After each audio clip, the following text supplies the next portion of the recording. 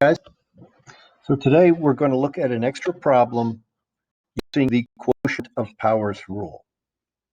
So the problem here starts with 24x squared z to the sixth y to the third divided by 8z to the third y x to the fourth.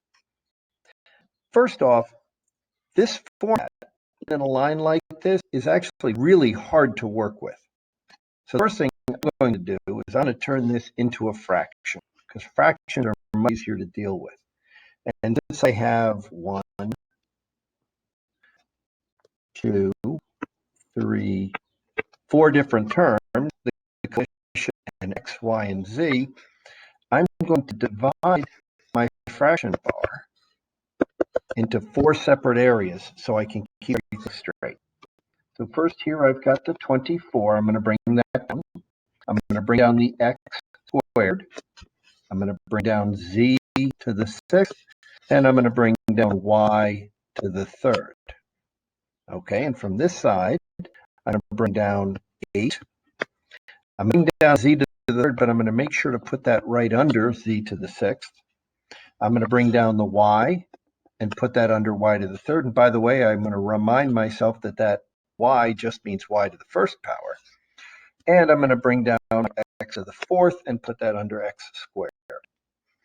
Now I'm in a much better position to do the rest of the math here.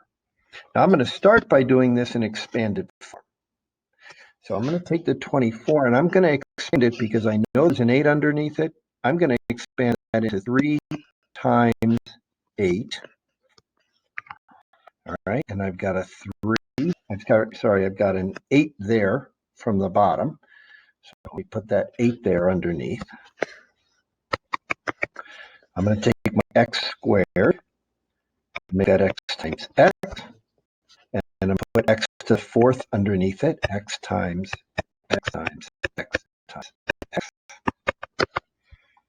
Z, I'm going to put my z to the sixth in expanded form.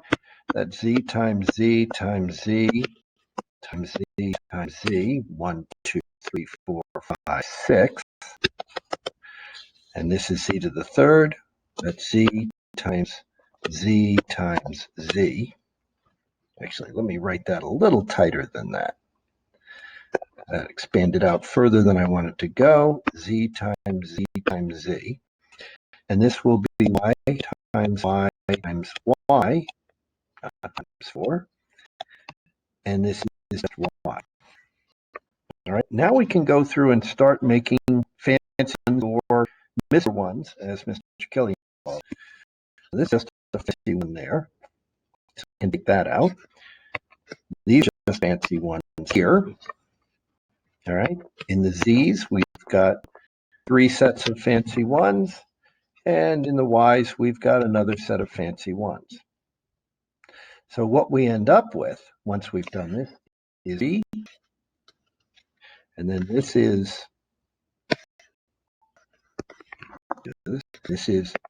2 x's down here, so x squared.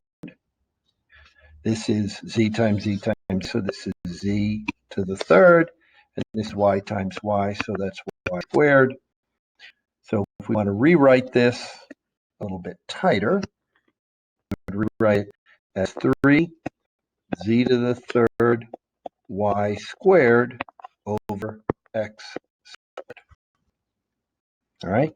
We could also do that just using quotient of powers rule and say we have 24 over 8.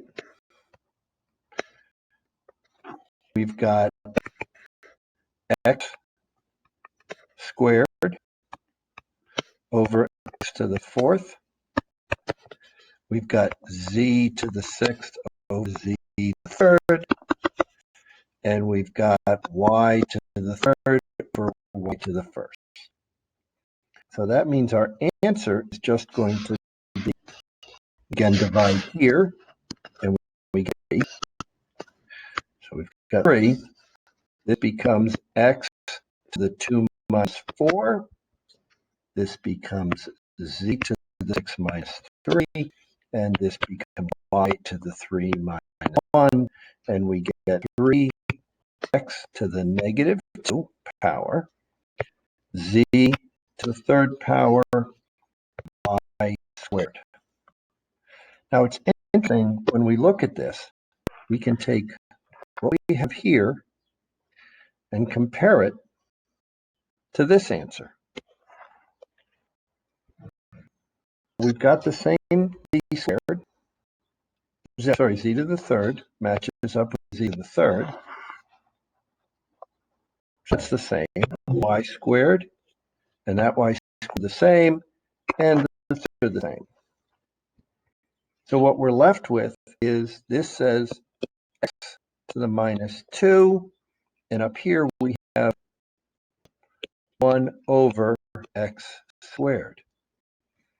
That tells us that when we write x to the minus 2 power, what we're really expressing is a fraction. And the fraction has a numerator of 1 and a denominator of x squared.